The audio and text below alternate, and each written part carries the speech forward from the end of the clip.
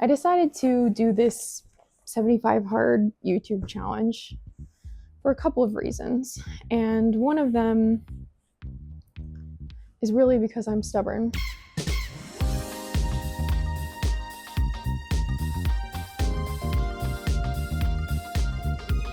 So it's day 57 of our trip, and we are currently in Koh Samui, Thailand. We've been here for a couple of days, and we're starting to kind of get the hang of the neighborhood a little bit, which is great. But I have another issue that's been coming up that I've been thinking about the past couple days. As we've settled in, I've been doing a lot of work, and some of that work is my freelance work, and some of it has been these videos that I've been making. I don't want to call it burnout because I don't think that's what it is yet. And it's hard to say I'm burning out when I haven't even really done that much yet. As I've been working on these and thinking a lot more about the videos, what I want to make, what's working, what's not working, diving into research mode, I think it's maybe starting to make me a little bit crazy, and I'm losing focus of what this challenge or goal was supposed to be. What I wanted to do was sort of tack on to a 75 hard YouTube challenge I found a while back. I think I could probably find the video. I'm sure there's a lot of videos talking about this right now, but I wanted to really push myself to make something every single day and work on iterating and learning and really get those tactile skills. I wanted to, just get moving, get over my hesitation, work on learning a lot of the tactile skills of editing. It's not something I've done a lot of, and I had never opened editing software until maybe 8 months ago. Even though I've been using Adobe software and using design software for over a decade now, I wanted to push myself to learn more, and I wanted to do it quickly. So I set out to make 75 daily videos. I wanted to kind of tack onto this 75 hard YouTube challenge. That's what I fixated on. That's what I decided to do, was 75 daily videos. As I'm recording my 57th video, and as I've been recording every single day, I'm hitting this point where I'm feeling unsure about what I'm doing. I'm feeling kind of lost in the algorithm. I've started to get into my own head about what I'm making and doubting myself and being kind of frustrated with the footage that I took, feeling like everything I put together is bad and that now I don't know what to do with all this less than quality footage, and I'm kind of spiraling in that a little bit. And then as I'm sitting down to record again, I'm just like, what do I say? What do I do? Everything's boring. What can I do with this? As I'm editing, I'm spending too much time thinking about what the video should be versus what do I have and what can I do with it. I'm just sitting here beating myself up about the fact that I didn't record the right thing, or I should have recorded for longer, or I should have said this, or I should have done that. And it's not really helping me at all, Instead of actually just doing the best job with what I have, the footage that I have, I'm just sort of sitting there beating myself up about it, which is not very useful. Criticism is fine, but stewing and blocking yourself is not a useful thing to do. And, constraints are an important part of making good art. Constraints are a really important part of design work. I know this. I know this from all of the years of my design career so far. I know these things. Yet when I'm in it, I'm thinking so much about how the constraints are holding me back and making the work bad versus thinking about how can I kind of push off those constraints and build something that is fun and interesting that I like. I'm talking this out because it's so easy to kind of say this and tell a friend that this is what they need to do, but it's so hard when it's you, It's hard when it's you and you're kind of in a downward spiral about the work you're doing. Okay, actually, so I need to get the laundry, and I need to check to make sure that it didn't get wet again because it just rained pretty heavily, actually. So you're gonna come with me as I take the laundry down. I know you're like so excited. Let's go. Okay, these are dry. These are good. I hope they're good. So I think one thing I want to do is give myself a tiny bit of congratulations about all of this. I haven't come far and my videos are bad, they're not anything I feel super excited to share with people that I know. I'm embarrassed about what I've made. I don't think it's good, but I do want to take a tiny moment to like pat myself on the back for how far I've come. Like I said, never I've never opened software like this before this past year. Um, I've never even tried to edit a video outside of like something simple and small on CapCut or something.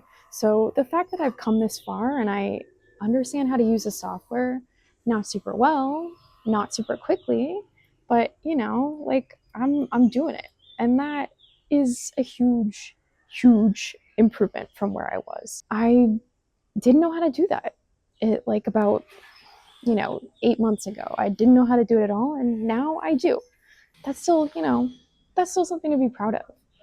And the other thing that was a big problem was just I was getting stuck. I wasn't getting started. And I've had that problem with anything I've tried outside of my straightforward design skills background. Like I know how to make packaging design. I know how to design a deck. I know how to design a brand. And you put me in that kind of more corporate setting, and I'm fine. No big deal, because I'm making something for someone else. But when I have to make my own art that's just for me, that's just something that's fully self directed, I get stuck. I get really stuck, and I don't know where to go. I don't know what's good enough. And that was really holding me back. Um, and this little challenge, this little 75 hard YouTube challenge, got me moving again. Did it get me moving in a way that's like, wow, I'm now a YouTube genius? Like, no, obviously not. But it did. It got me started, and I know that that's how it goes. I've been thinking a lot about the fact that I haven't been a beginner at very much of anything for a while. I've been mostly trying to improve skills I already have, and I haven't really started out from zero in a really long time. So I think that I deserve a little bit of like self, love, self appreciation for the fact that I was willing to start at zero and dive into a totally new thing. And I know I'm getting better. It's very small improvements, but even the teeniest, tiniest improvement is still something to be celebrated. And, not being afraid to put something out in public is also something to be celebrated, even when it's trash. So I just want, if you're in that situation, if you're someone who has been scared to make your art, scared to get started, really feeling like that white piece of paper is staring back at you and you don't know how to start and you can't kind of get over it, I just want you to start, and I want you to make bad art, because that seems to be the only way to get yourself unblocked. So, I decided to do this 75 hard YouTube challenge for a couple of reasons. And one of them is really because I'm stubborn. And I had gotten really tired of people asking me if I was ever going to go back to school. There was a question of like, would you go to business school? Have you ever thought about going back to school? Oh, the only way to get new jobs is to go back to school. And I am very stubborn. And I'm convinced that I don't need to do that. And I have this theory that if I made myself study, I made myself learn and put myself in sort of a school-like environment, but self-directed, that I could learn everything I want to know. And the reason I feel this way is because I know that I learned the most valuable lessons for my current job, the things that I do now. I learned my most valuable lessons when I was an intern, when I was in a real job, in a real place, doing real work. Now, was that work like super intense? Not necessarily, but I needed to be in that real environment, actually doing the real work to get any value. I needed to just dive in. I needed to actually do it in order to learn it. And that's my theory here, is like, that's why I figured 75 hard YouTube would be the perfect thing, because it would force me to make time in my schedule, like get down and actually do it and stop delaying. And it would be so many videos that it would force me to like get the reps in, it would force me to do this type of work many times. So that was a big part of it. I want to prove to myself and to other people that it's not necessary to go get formal training in order to try something new and have a new skill set and potentially go get paid for that skill set. Like, I, in theory, can go out and get editing jobs. Maybe not yet, but soon. And that's something I can add to my like freelance list of things I can do for people, So that was part of it. Don't get me wrong, I love school. I'm totally a nerd and I really enjoyed all that stuff, but I just don't think that the value of the money put in to something like this at this stage would be good value for me. And I just want to prove people wrong that, you don't have to do it that way, that you can teach yourself, you can like do all this on your own. And I just want to try, I want to try and see if that's possible. This was really like an experiment for me to see if I'm right, to see if I can do it, So that's part of it. And then the second like deeper thing, the real reason why I started doing this is really about that first question about, making really about what I was talking about before. It's really about like making your own art and becoming like a real artist. I've struggled making my own things, and I have wanted to really lean into my own creative practice, not just doing creative work for other people, for a long time. And this felt like a way I could actually do that. I could find my own voice, that I could like learn how to be a real artist, whatever that means. I know that that takes time, and it takes like sitting down, doing the work, and doing a lot of bad work. And I was having trouble getting started. I was having trouble looking at that blank page and knowing that everything I made was so bad, like I was having a lot of trouble with that. So this 75 hard challenge was really about making sure that I didn't get stuck, that I got over that fear of putting out ugly work into the world, because it was stopping me. It stopped me for months, for years, really. And, I didn't want it to stop me anymore. So that deeper, more, embarrassing reason is really It's really the fact that I want to be a real artist, and this really seemed like the best and fastest way, even though it doesn't seem fast. This seemed like the fastest way to really get there, to find my own voice and learn and grow and all that good stuff. And I guess I just want to say that, like, if you've been feeling frustrated with your own learning journey, that, you're not alone and it's normal and it's okay to put bad things out. I mean, it's easy for me to say this to you instead of myself, but I just want you to know that you're not alone and that it's okay to put out bad work, and eventually you're going to get there.